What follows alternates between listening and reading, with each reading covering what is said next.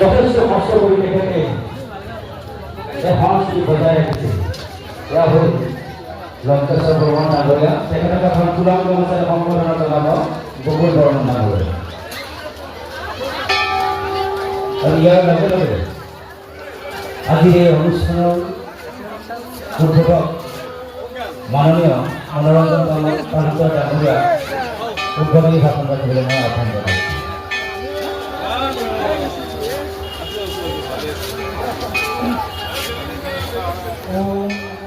বিশিষ্ট ব্যক্তি তথা শ্ৰী শ্ৰী মহাবিষ্ণু যজ্ঞ মহোৎসৱৰ আয়োজক সমিতিৰ সমূহ বিষয়ববীয়া মই ধন্যবাদ কৃতজ্ঞতা জ্ঞাপন কৰিছোঁ। যে মোৰ দৰে এজন সাধাৰণ মানুহক এনেকুৱা এটা মহামেলাৰ ওচৰত এটাই প্ৰাৰ্থনা কৰিছোঁ, যাতে এই অঞ্চল তথা আমাৰ অসমবাসী ৰাইজৰ এই মহাযজ্ঞই সকলোৰে জীৱনৰ কৃতবোধৰ সৃষ্টি কৰাত যাতে ভগৱান বিষ্ণুৱে সকলোকে সহায় কৰে, তাৰ বাবে ভগৱানৰ ওচৰত ধন্যবাদ জনাইছোঁ। আৰু সকলো ৰাইজৰ হৈ ভগৱানক প্ৰাৰ্থনা কৰিছোঁ।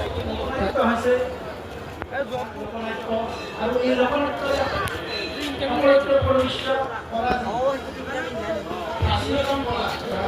কৃতবোধৰ সৃষ্টি কৰাত যাতে ভগৱান বিষ্ণুৱে সকলোকে সহায় কৰে, তাৰ বাবে ভগৱানৰ ওচৰত ধন্যবাদ জনাইছোঁ।